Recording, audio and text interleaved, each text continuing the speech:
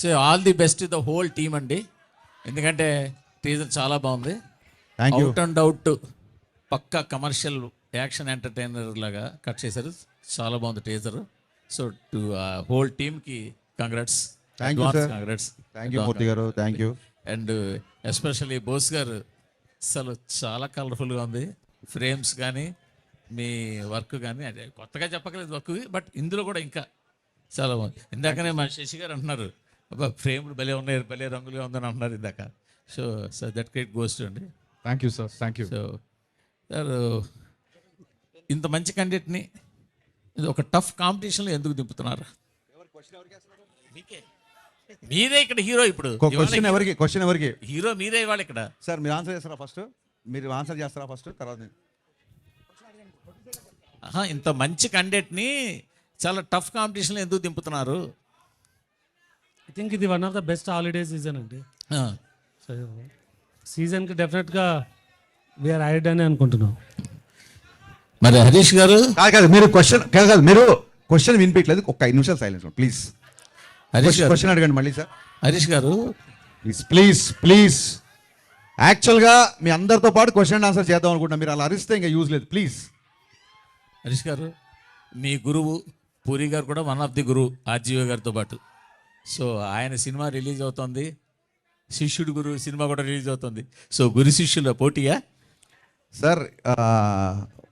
ఏ రోజు కూడా అంటే పూరి జగన్నాథ్ గారు కానీ, వినాయక్ గారు కానీ, రాజమౌళి గారు కానీ, నేను డైరెక్టర్గా ఎదుగుతున్న రోజుల నుంచి నాకు విపరీతంగా నన్ను ఎంకరేజ్ చేశారు.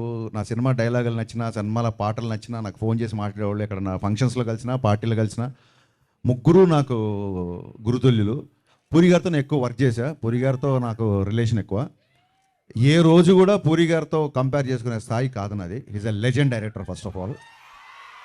అండ్ మాకున్న కొన్ని ఫైనాన్షియల్ కన్సర్న్స్ అవ్వచ్చు, లేకపోతే ఓటీటీ యొక్క ఇష్యూస్ని అడ్రస్ చేయడాలు అవ్వచ్చు.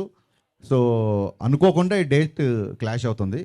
నో డౌట్ డబుల్ ఇస్మార్టే ఫస్ట్ అనౌన్స్ చేశారు డేట్. మాకు అసలు వచ్చే ఉద్దేశమే లేదు.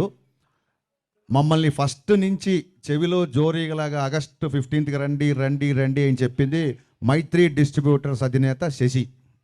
ఈ విషయం ప్రెస్కి తెలియాలి.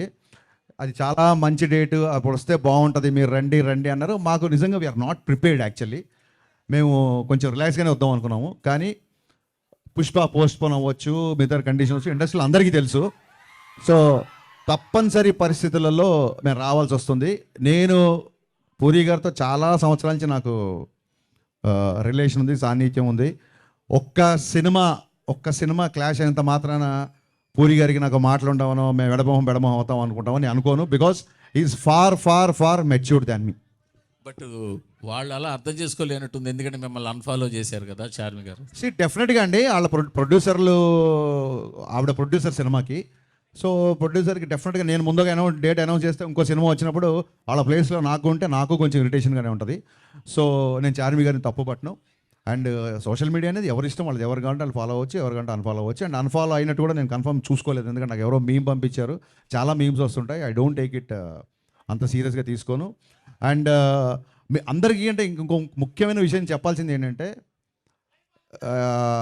రామ్తో నేను సినిమా చేయబోతున్నా. జవాన్ అండ్ కృష్ణమ్మ ప్రొడ్యూసర్, కొమ్మలపాటి కృష్ణ ప్రొడ్యూసర్గా రామ్ గారితో నా సినిమా ఉంది. సో నేను సినిమా చేసే హీరోతో కావాలని చెప్పి ఏం క్లాష్ కానీ వెళ్ళట్లేదు. ఇదేంటంటే అన్అవాయిడబుల్ సిచ్యువేషన్స్. సో మాకు తప్పట్లేదు, దీన్ని మనస్ఫూర్తిగా అందరూ అర్థం చేసుకుంటారు అనుకుంటున్నా. At the same time double smart, mister Bachchan 2 blockbuster అవ్వాలని మనస్ఫూర్తిగా కోరుకుంటున్నాను. హరీష్ గారు మీరు రీమేక్స్ని డీల్ చేసే విధానం డిఫరెంట్గా ఉంటుంది. ఇప్పుడు గబ్బర్ సింగ్ డిఫరెంట్గా ఉంటుందా, బాగుంటుందా? డిఫరెంట్గా ఉంటుంది, బాగుంటుంది. మరి చెప్పొచ్చు కదా. సో చాలా యాడ్ ఆన్స్ చేస్తూ ఉంటారు. ఈ సినిమాకి సంబంధించి ఎలాంటి యాడ్ ఆన్స్ ఉంటాయి? ఒరిజినల్ సినిమాకి దీనికి ఎంత చేంజ్ ఉండబోతుంది? చాలా డిఫరెన్స్ ఉంది. ఇప్పుడు మీరు టీజర్లో చూసినట్టు ఒక 85 to 95 మధ్యలో జరిగే కథ ఇది బేసిక్గా. అందుకే అంటే కొంచెం సినిమా గురించి కొంచెం ఈస్టెటిక్గా పోయిటిక్గా చెప్పాలంటే, ల్యాండ్ లైన్స్, క్యాసెట్ రికార్డింగ్ సెంటర్లు, బజాజ్ చేతక ల్యాంబ్రేటర్ స్కూటర్లు, పీపీ నెంబర్లు, ఇవన్నీ కుమార్ శాను పాటలు, ఇవన్నీ కలిపితే మిస్టర్ బచ్చన్. నాస్టాలజీ మూమెంట్స్ ఉంటాయి, చాలా చాలా చాలా ఉంటాయి. సినిమా ఫస్ట్ హాఫ్ అంతా అలాగే ఉంటుంది.